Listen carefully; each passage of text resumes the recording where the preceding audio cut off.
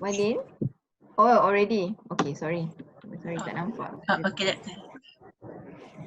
Alright. Aku start dulu sekejap. Okay. First of all, okay, sorry that the lecture is in Bahasa Melayu, but apa ni, I'll speak in English even though the slides are in Malay. Actually, I used the same slides last week for disabled students, yeah, and most of them prefer Malay language, so that's why it's in Malay. So I'm using the same slides. Okay, so in chapter 3, among one of the first thing that you should write, yeah, is the subtopic on your research design.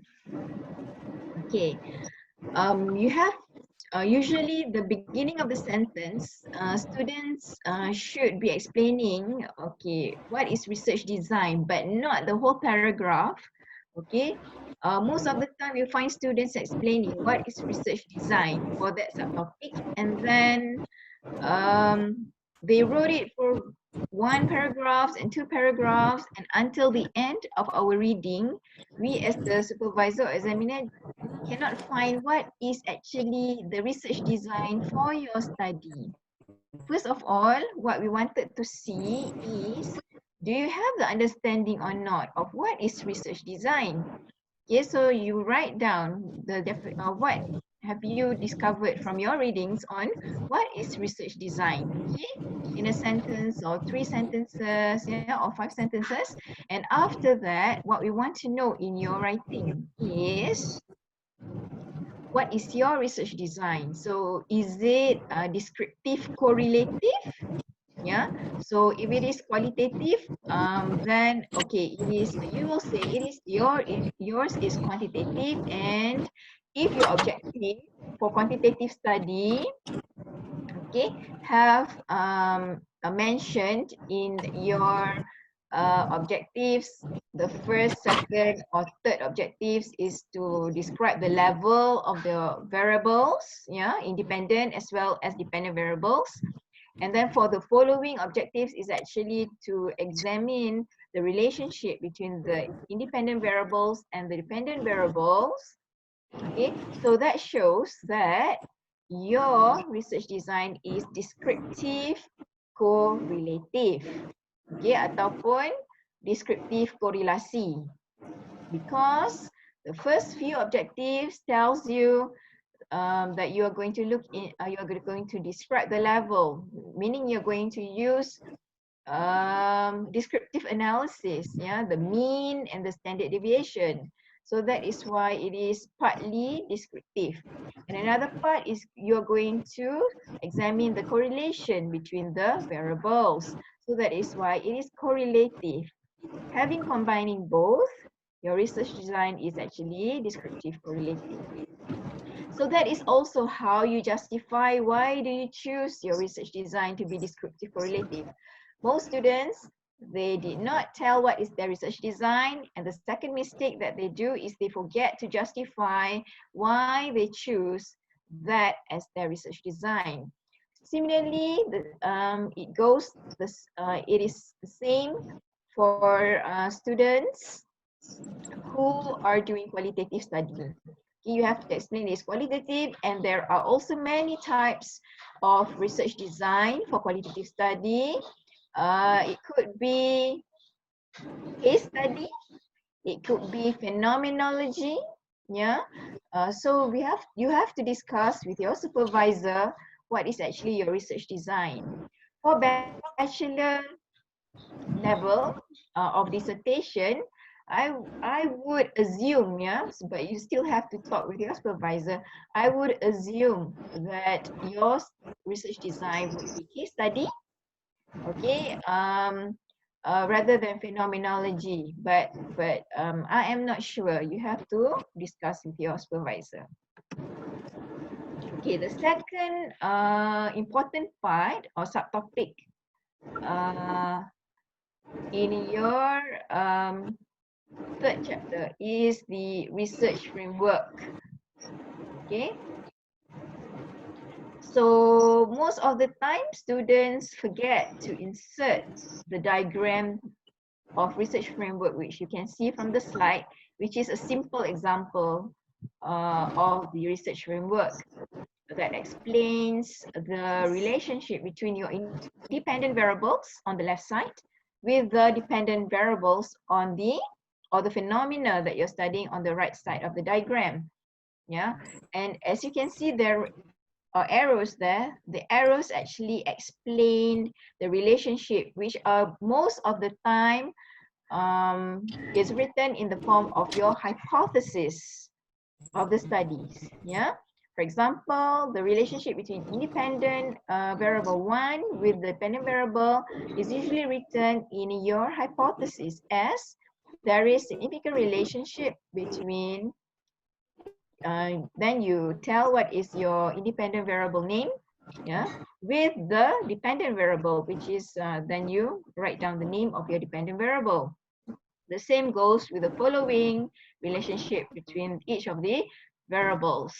And if the students did insert the diagram for the research framework, sometimes students forget to explain the research framework in writing form.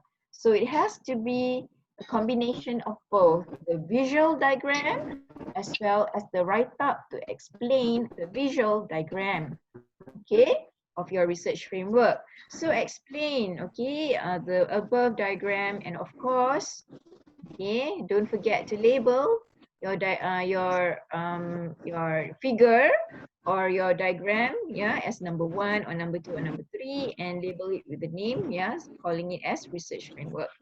So explain that the above diagram or the above figure, okay, actually explains the hypothesis for the study. Hold on, yeah. Hello. Saya tengah tak limat disertasi. Anis call after 11 boleh? Tomorrow is your Viva kan? Huh? Anis? Tomorrow is your Viva. Saya dapat email. Okay, okay. We talk after 11 ya? Okay. Okay. Assalamualaikum. Bye. Okay, student saya esok nak Viva, dia tak tahu dia nak Viva besok, Masya Allah. Oh my God. Yes, I don't understand. Kita pula supervisor yang wow. Okay, tak apalah. Let's focus on the lecture. Okay. Okay. Students sometimes forget to explain the write-up. Okay, so the write-up actually explains that okay, the above figure explains the hypothesis of the study. Then you may write down that what are the hypotheses of your study, yeah, which are represented by each of the arrows. Okay, all right, and you may also, but it's not compulsory, but you may also mention that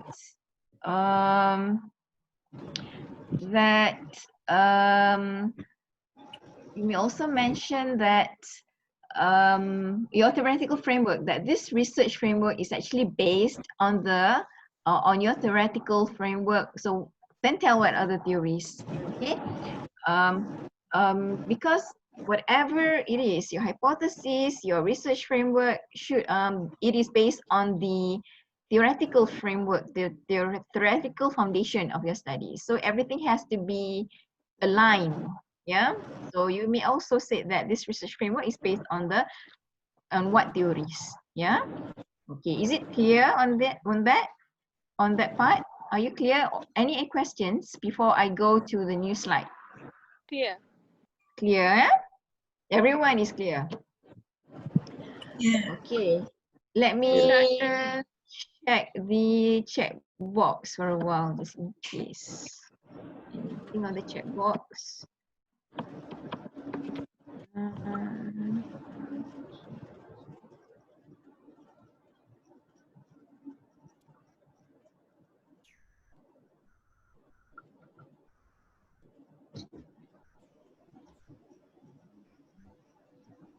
You know, once in a while, I will ask you to open your camera. Once in a while, not every time, okay? And once in a while, I'll be asking questions.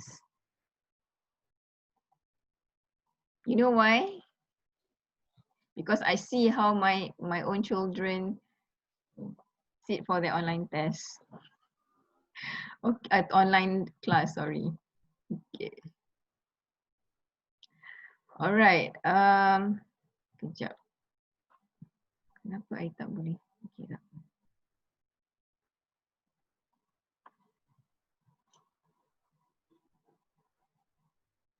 Nothing dekat chat box. Okay, tak apa.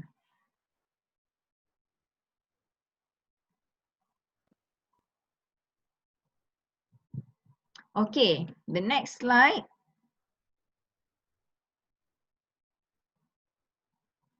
Okay, Ashraf, are you there? Ashraf? Yes, Doctor. Okay, Ashraf. Can you explain to me what is actually location of the study Location of from the your study. understanding? Yeah. Maksudnya saya punya population, saya punya responden. Contohnya kajian saya, saya punya responden tu student Universiti Putra Malaysia. Okay, itu populasi. That is a population. Okay. Location? Okay. Location of Tempat. your study. Just now you mentioned University Putra Malaysia. Ya. That is the Serdang. location of your study. Sorry? Serdang Selangor ke Doktor? To be more Universiti Putra specifically, Malaysia. University Putra Malaysia, Serdang, Selangor. Be more specific, yeah. Don't mention only Serdang Selangor, but if it is the organization is university, you mention the university. Okay, Doktor. Okay, so that is location of your study. All right. Okay, good.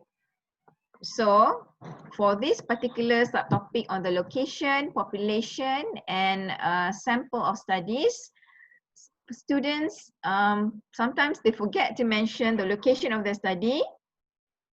Okay, and they forget not only to mention, but they forget to justify why they choose the population of the study. Okay, so in this particular case, I'm using Hasraf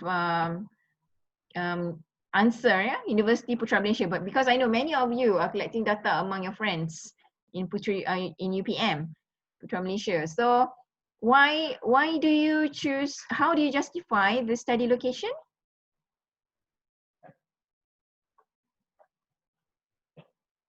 Hasraf and the rest who are using University Putra Malaysia as the study location, how do you justify your location of study? How do you do that? Anyone? Yes, Aisha. Justify macam mana, Doktor? Explain. Maksudnya Explain the reason. Justify means explain the reason why University rasa Putra Malaysia. Actually, it's very, very simple. The explanation is very simple, but you have to do it.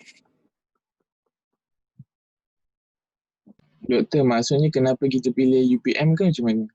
Okay. Okay, first of all, okay.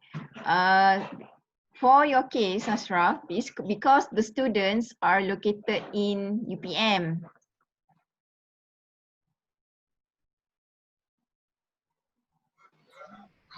Okay. Okay, so that's why the location of study is UPM and not UM. Okay, but this is very, very simple explanation. Okay, let me focus on another example. Okay, and so that you see why is it important to explain the location of the study. Okay, first, let's say a student decide to collect data from the population who are teachers. Okay, and the location of the study is mentioned as a secondary school in Seremban District Negeri Sembilan. As we know, there are so many schools, secondary schools in Malaysia. Yeah, in the states also there are so many schools, secondary schools. In districts also, there are so many secondary schools. But why do you choose secondary schools in Seremban? Not in Putrajaya, not in other districts. Sometimes Untuk kecilkan students think that they can justify based on personal reason. Oh, it is because actually I have connections there, or is it or it is because to save my budget. Personal reasons which cannot be used. You have to provide scientific reasons. Okay, and the scientific reasons can be something like, okay, it should be based on the, sorry kalau bising sikit dekat dengan dapur. It should be based on the statement problem. For example, okay, the students just now, the study is on teachers in Seremban district. Why? It is because there have been reports, for example, the teachers in Seremban district schools, there are reports that not many of them are performing well, or there have been previous studies or reports which have actually highlighted that there are problems, problems. For example, low performance or low satisfaction, or not many teachers over there have entered, for example, and win awards in terms of creativity and innovativeness, for example. So there are indications of problems. So that leads, remember, when we do research, it's because there are problems. Remember, that's why we have the statement of problem. So why do we conduct the study on that particular population in that particular location of study? We must have a scientific reason why. It is not just because saja-saja suka, no. So you must be able to justify why, okay, to make your work scientific, because it is a dissertation. So look back into your statement of problem, because in trying to explain this, sometimes then you realize that your statement of problem is not strong enough. You have not actually write up a solid statement problem that explains what is actually the problem that is happening among the population of your study. So if you go back and see that and read again and find, I haven't had any problem in my statement of problem, okay, then it shows that you have to solidify and strengthen your write-up for your statement of problem. Because when your statement of problem is strong, okay, then it is easier for you to justify the location of your study, to justify the population of your study. Yeah, all right. And then besides the location of your study, sekejap, nampak macam ada chat, what is it?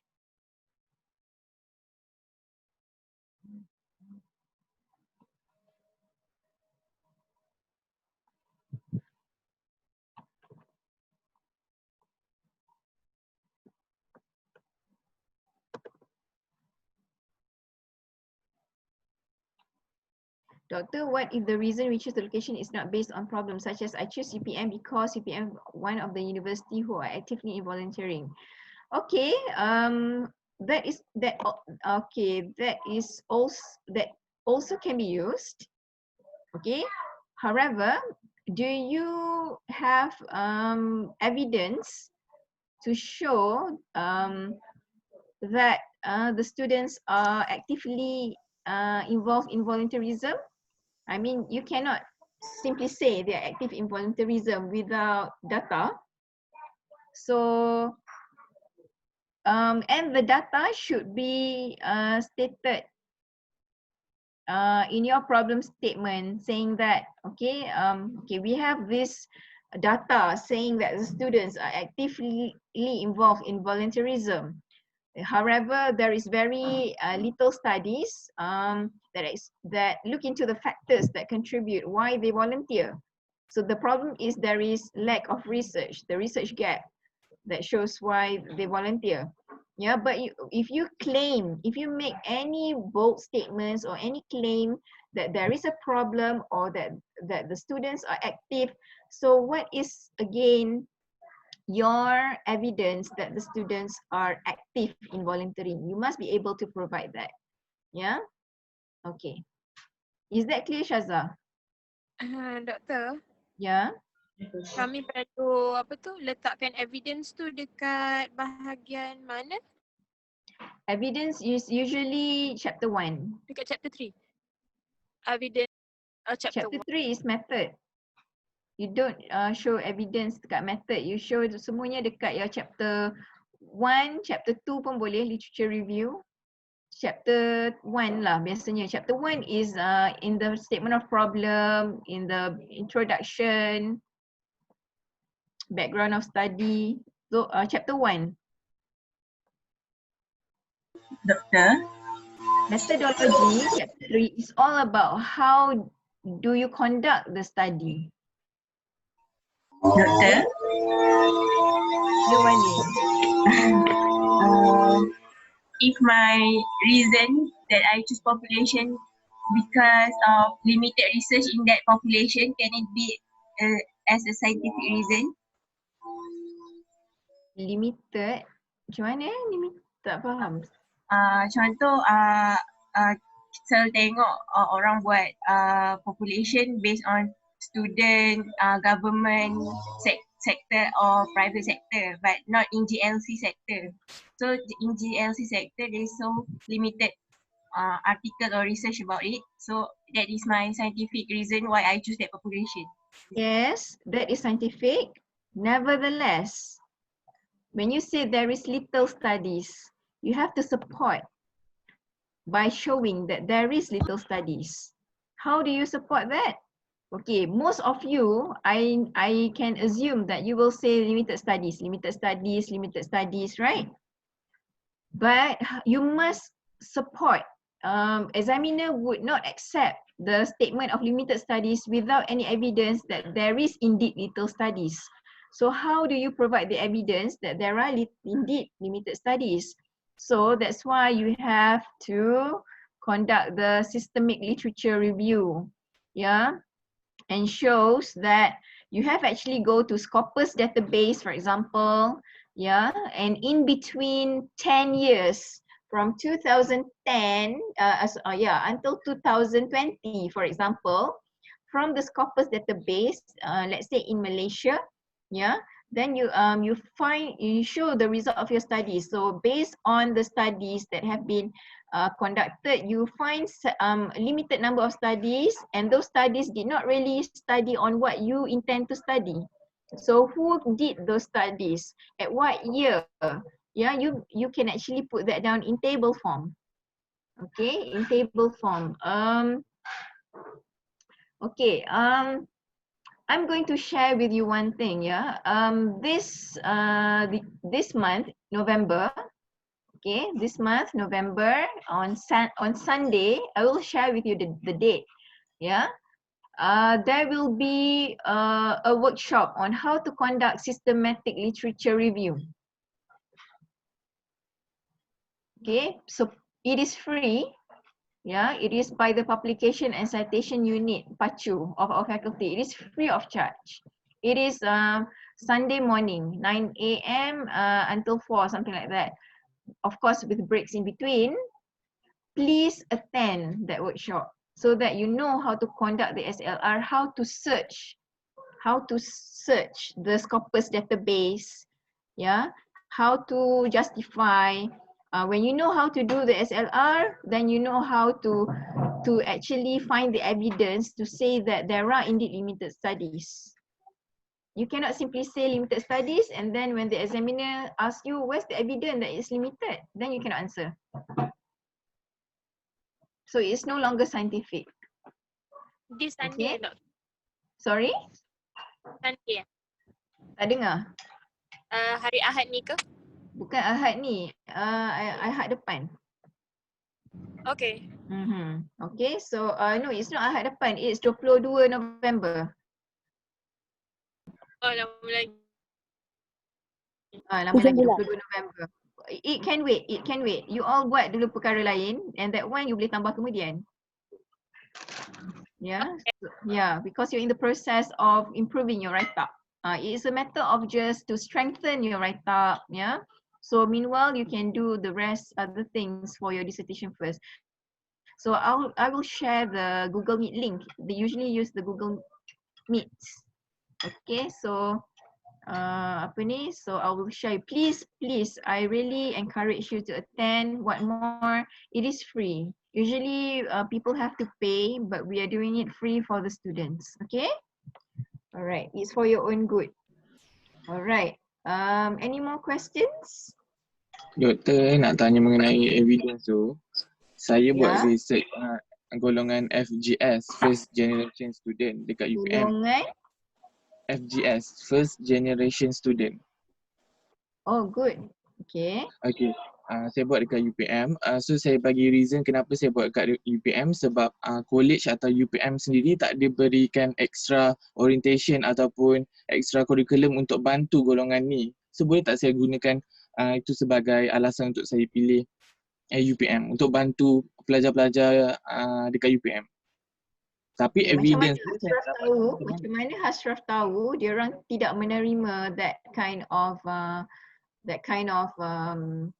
help?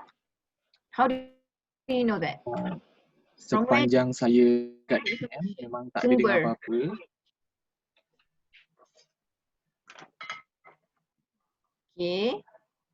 So based on your personal punya ni Lagi satu kita FGS ni pun tak ada diamalkan dekat Malaysia sangat. Dia punya research pun sangat limit. Saya rasa tak ramai lah yang buat.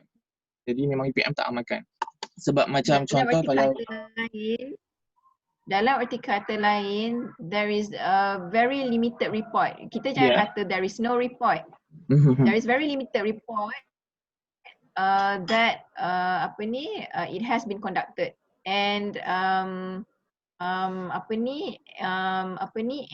UPM is one of the involved universities lah that is involved in the orang kata that is amongst the universities with that limited report to show on this. When you said okay, did you find any study at all ke tak jumpa? ada satu saja yang orang Malaysia buat. Okay. Tahun bila? Which year? Saya tak ingat pula. Okay. So you have to mention limited studies such as what, by whom, which year? Okay, faham. Okay, and if that study, if in that study, in the article, that scholar mentioned that there are very limited studies, then you can quote him or her. So that can be used as the justification why you are conducting the studies there in UPM. Oh, okay. And as a matter of fact, that can also be used to strengthen your statement of problem as well.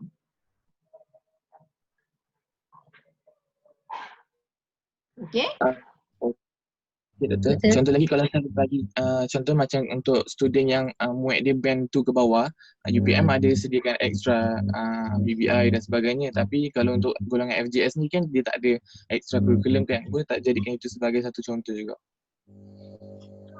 Um, um, saya tak berapa nak faham ni sebenarnya. What is actually your topic? Sebab kalau saya nak say yes ke nak say no, saya takut saya bagi salah feedback. Oh, okay, tak apa doktor. Nanti saya tanya SB lah. I think you should like really discuss this over with your SV because saya it's not right for me to say something in detail when I haven't really looked at your draft. Because the person who really look into detail for your draft is your SV who knows better. Okay, Ashraf? Okay, thank you doktor. Alright, welcome. Doktor, saya ada soalan. Yeah? Yes. Saya nak tanya, kalau macam kita kan ada 2 IV kan? And then kita punya Okay. 2 IV, 1 I would BB. encourage all of you to ask questions in English. Because Okay. to respect our students who do not understand Malay. Okay. Continue, Okay, Rahana. we have 2 IV and 1 DV.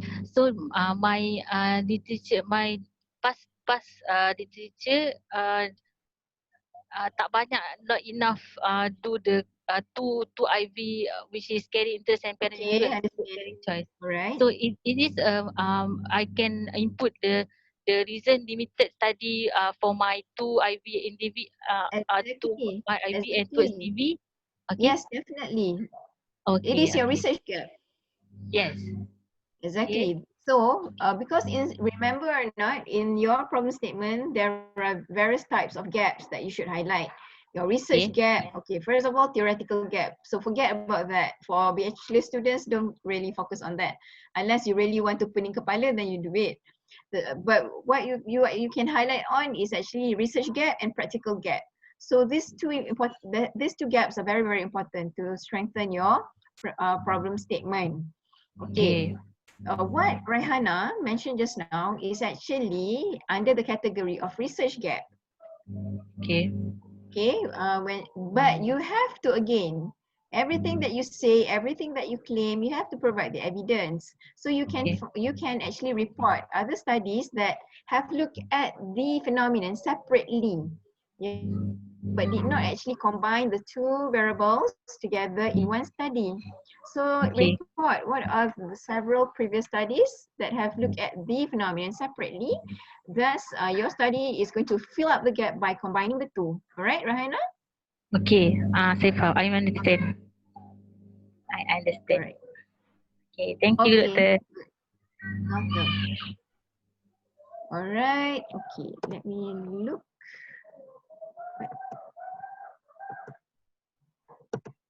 Sikitlah saya punya laptop hari ni. Go back. Alright. So the next point is sometimes what is the time now kejap?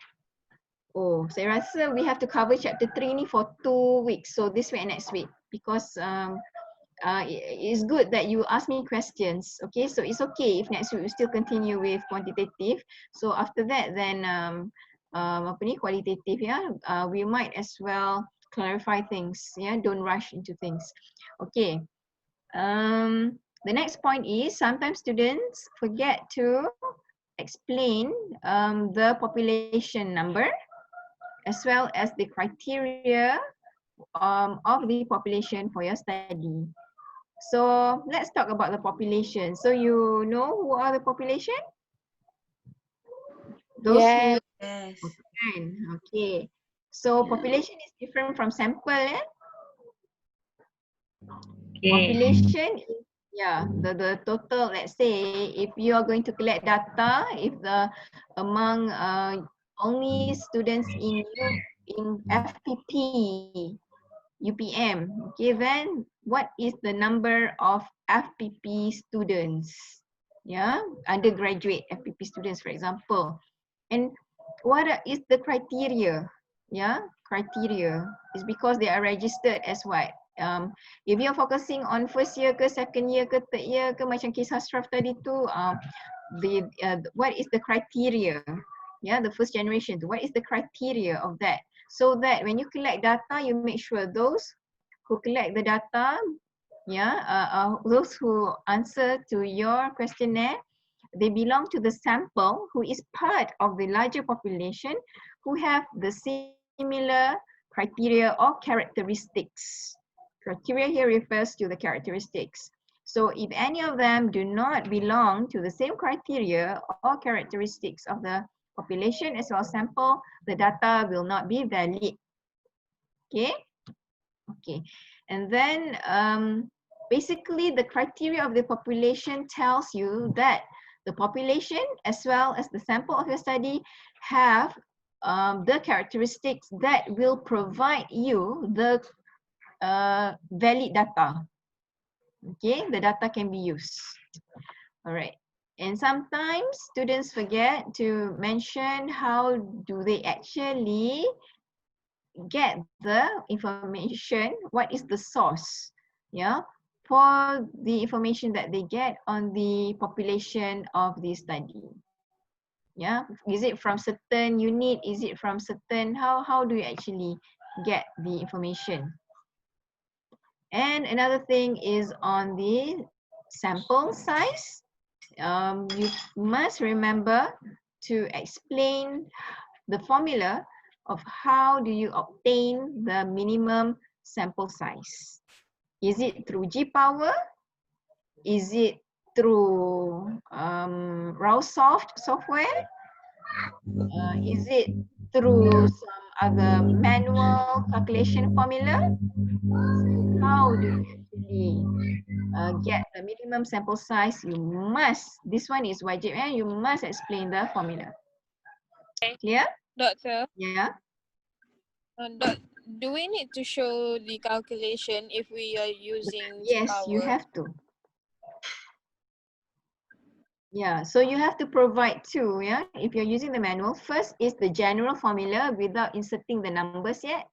So you just provide the formula, and the following part too, you insert the number that you have to insert, and then to show how do you actually obtain the number of the minimum sample size.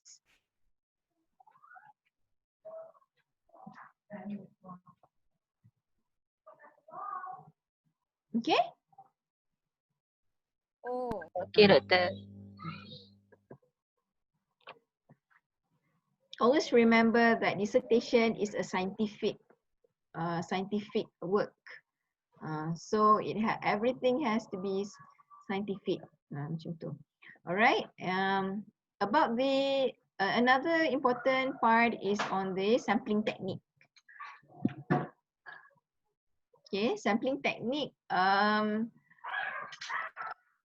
Sorry my niece tengah mandi, so dia memang suka enjoy dia punya mandi, so bunyi-bunyi sikit. Alright. She's just 5. Okay. Okay, technique sampling, you have to explain what is the sampling technique. Most of the time, for quantitative study, students will say that they use simple random sampling. Betul tak? Betul. Simple random sampling. And bila kita tanya dalam-dalam lagi, when we dig further, it's actually not simple random sampling that they actually conduct. What they did is actually convenient sampling. Because they thought that simple randoms, they thought that the way of doing the convenient sampling is actually simple random sampling. Okay, let me explain to you the difference between the two. Okay, for simple random sampling, okay, first of all, the first requirement is to have reference list. Reference list means you receive the list of names, yeah. And then it is from the list of names, you randomize the list using, you can use Excel, you can use SPSS, you can just, use any certain apps. Now there are so many application, yeah, to randomize the list. And then after you randomize the list, okay, then you you distribute the questionnaire only to those, let's say lah, you have identified the minimum sample size just now, yeah, using certain techniques. Let's say your minimum sample size is 120. So from the reference list, you randomize the list and you pick up the 120 people from the list which you have randomized using either Excel. Excel, you have the function there to that says randomize, so you can use that. SPSS also you can do that, or other apps. Okay, so you pick up 120 people from that list which you have randomized. So that is simple random sampling. There is a procedure to do it. What we call convenience sampling ataupun rawak ataupun persampilan mudah is what most of the students usually do.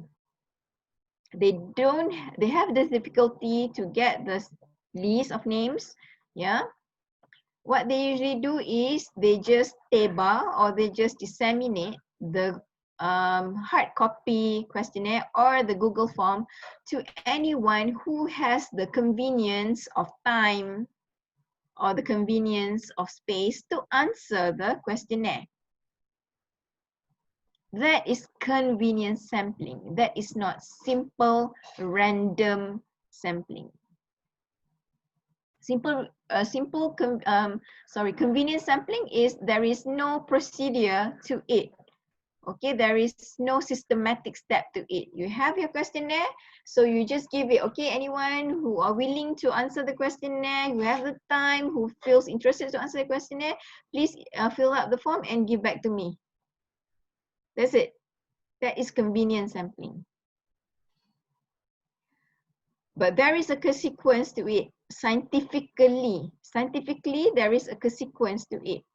Actually, scientifically, if you conduct the second one, which is convenience sampling, you actually cannot conduct correlation. You can only conduct descriptive analysis, but not correlative analysis.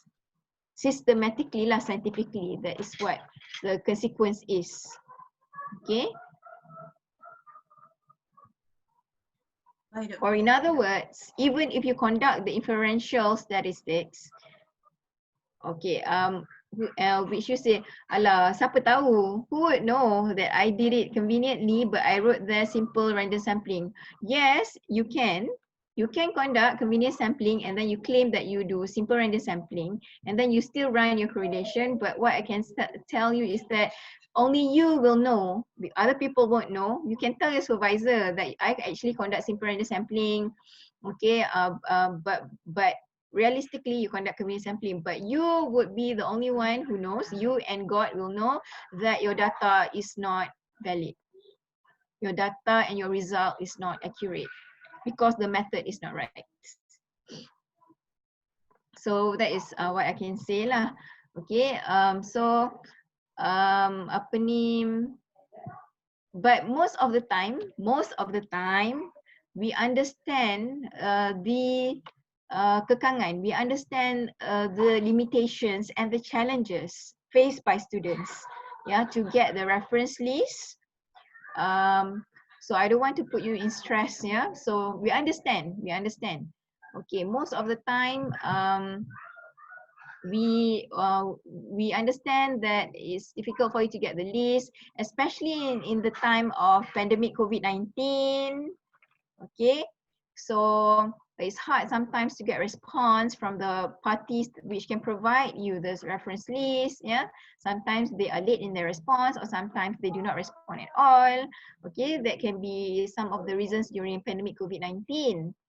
So you may inform, it's your choice. Okay, that if you cannot conduct this simple random sampling, you conduct convenience sampling because of the challenges during pandemic COVID-19. Yeah, but if you feel that you still want to do the correlation, things like that, by all means, it's okay. You just conduct the the analysis. Yeah. Tapi just to tell you, scientifically and systematically, memang with convenience sampling you actually lah cannot conduct the inferential statistics. Itu saja. Any question? Yes, doctor. I want to ask, Okay. if I choose to do simple random sampling, but I cannot get the name list, can I use the department list? Department list, contoh department list? This company ada 13 departments. Then I choose. Oh, okay, I got it.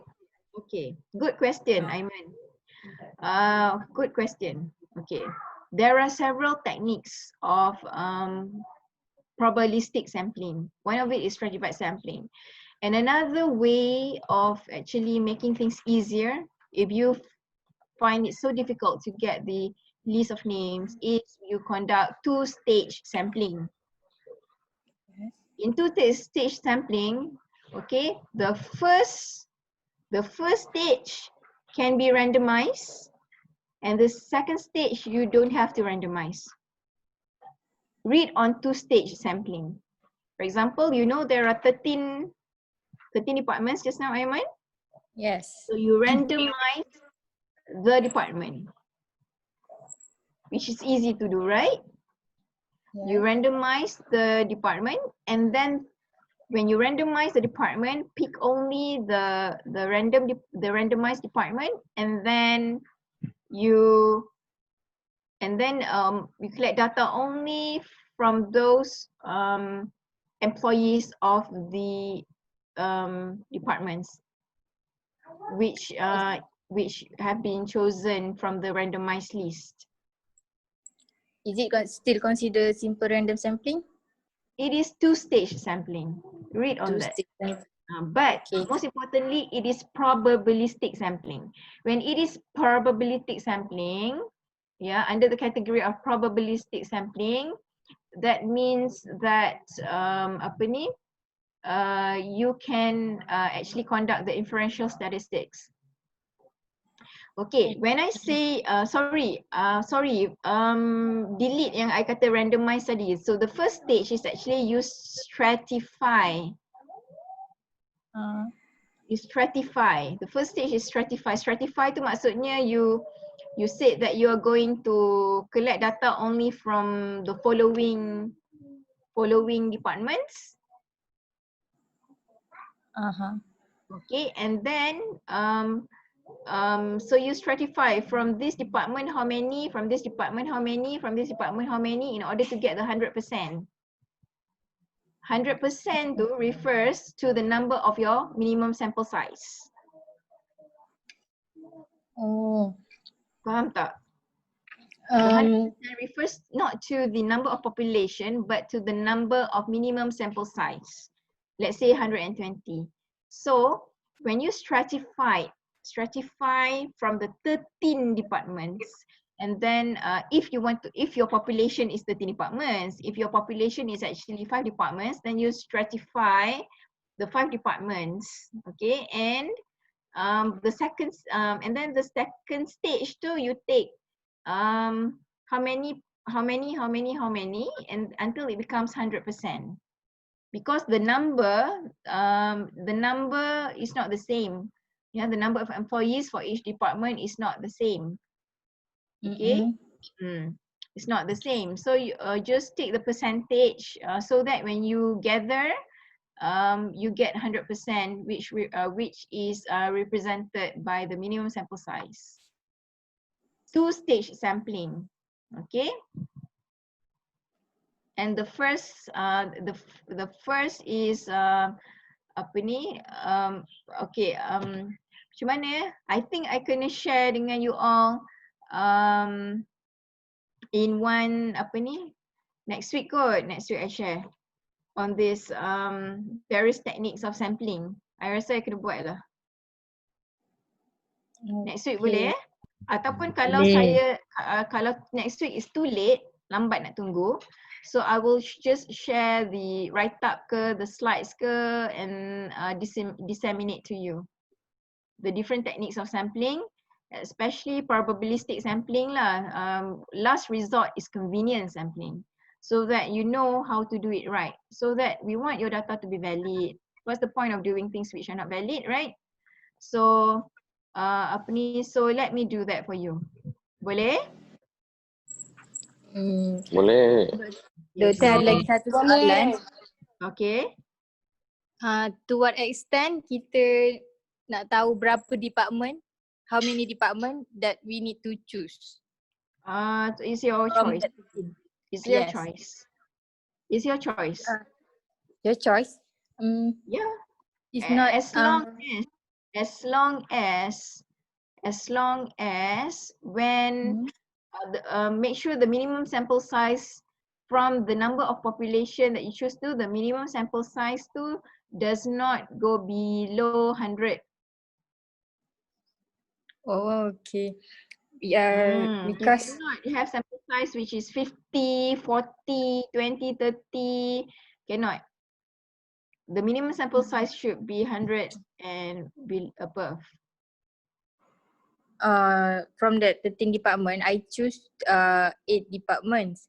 Okay. But I don't know how many employees in each department because there are macam nombor tak sama lah. Employee. Yeah. You must try to get the information. Try to ask. You just need the number, not the names, right? Yes. I I get have the department they said that the numbers is not equally the numbers is not equal. For one department they are having up to 600 employees in one department. Ramainya. Yes, but the other department might have less than that. You mean department ke organisation yang 600 tu? Takkanlah satu department 600. Department. The organisation have more than 1,000. Oh. In the data management department, they have 600 employees. That means that the rest is less than that lah. The department tu worldwide ke apa? I mean, is it nationwide ke apa? Yeah, DHL. No. Oh, no wonder. It's nationwide. Okay, are you conducting the population tu nationwide ke Klang Valley? No, Klang Valley only. Klang Valley tu 600? 1,000. I mean, no. One department tu dekat Klang Valley tu, one department dia 600 employees. Yes, for the data management only. Okay, alright. Okay, now we know. So apa ni, okay, then tak apalah you, so baru satu department. What is your topic To what extent I need to choose the sample, the department? Again? To what extent I need to know how many department that I should choose from the 13? Yeah, what is your topic? I'm asking you. What is your topic? My topic is job performance among employees, factors influencing job performance among employees in private sector. Okay, 600 tu dah sangat banyak dah. Yeah, so I think you may focus only on one department. Or if But that's want only the departments, don't put yourself in misery. Kenapa nak menyusahkan diri? You know? Actually, this is I have this middle person. Okay. Okay, he distributed to the 8 department that I have listed. Okay. The 8 department, one of the department is 600, consists of 6 ni. Salah satu department tu ada 600 employees. The rest lesser than that. Maybe like 50 or something. So the bottom line is Aiman, first of all, you must know what is the total population of your study. 1,000. 1,000. And then your minimum sample size you dah determine? Yes, I have determined through route solve, but then Which is how many? 275. Okay. So what do you think you should do next? Mm, Based on my explanation.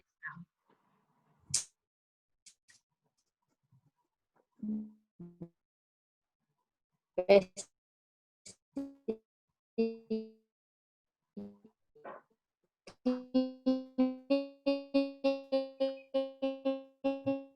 Aiman tak dengar Aiman, sorry.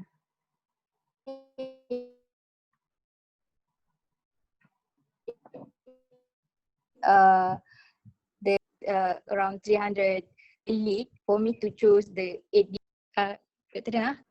Okay, Hello? now dengar. Ya, sekarang dengar. Continue. Okay. Aiman. I just want to know if my sampling method is valid or not.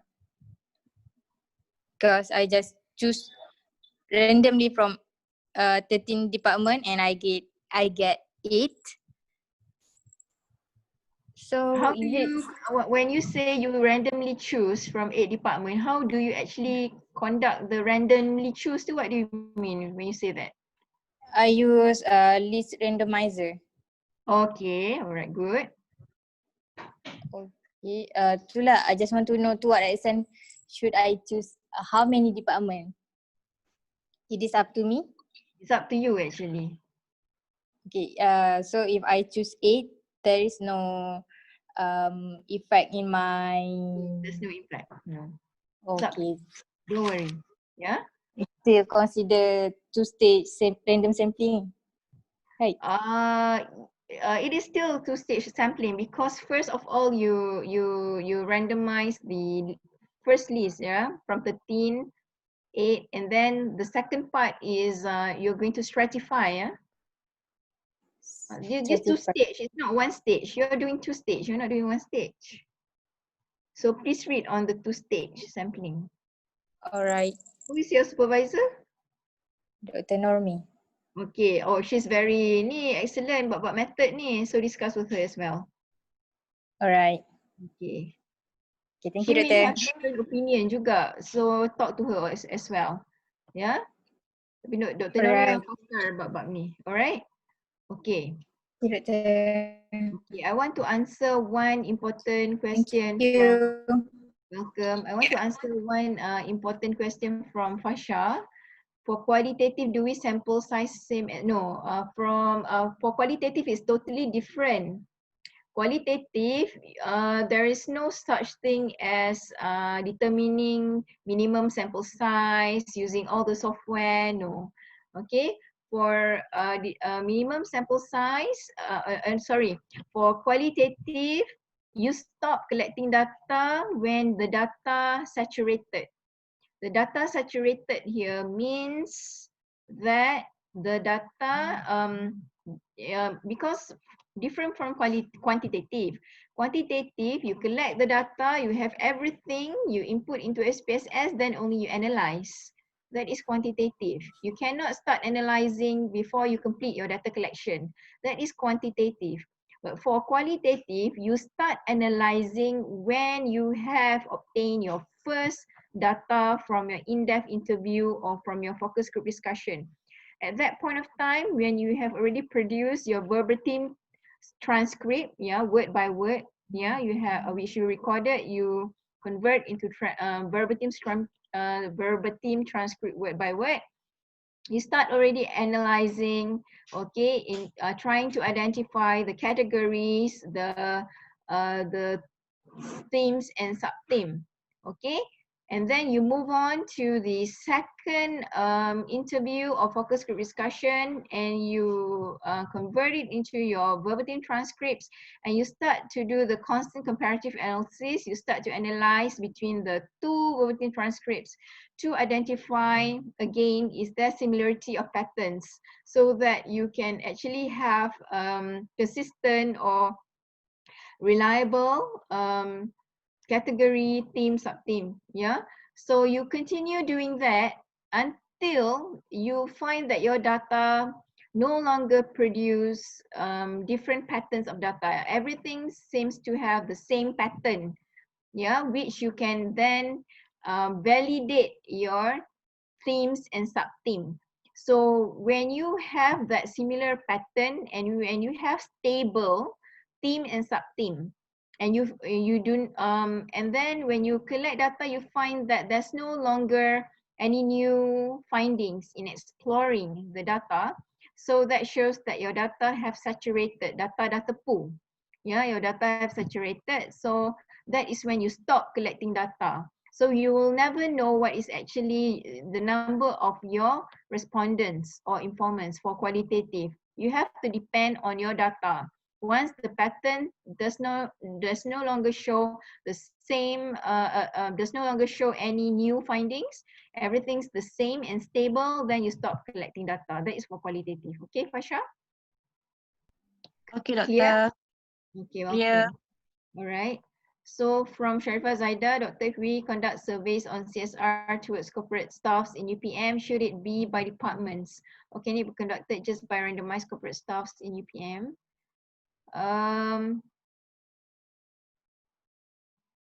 It is actually your choice, you know, whether to randomize or not. It depends on how you feel that should be by departments or can be conducted by randomized corporate staffs. It's actually, first of all, it depends on the population of your study, and it depends on how you actually think that you can access to the data in order to ensure that you will be able to do it systematically, yeah, as a simple random sampling. Okay. I wouldn't say that you must conduct it by choosing departments, or it actually depends on you, yeah, how you as the researcher, how actually you want the study to be conducted, and how do you feel that you can actually have access to the respondents. If it is easier to do by by the departments, or again, yeah, it depends on you as the researcher. You know better. I cannot recommend do this and do this and do this. I cannot. Okay, again, discuss with your supervisor, and you have to tell in detail to your supervisor what is actually the problem, or how easy it is, or how difficult it is to gain the data, or to gain access to the people who you need the data, and then you choose what is the best way, yeah, to conduct your study in terms of the sampling. Okay, Sharifah Zaida? Sharifah, are you there? Okay. Who's your supervisor, Sharifah Zaida? Dr. Isni. Oh, okay. Prof. Ismi. All right. Uh-uh. Okay.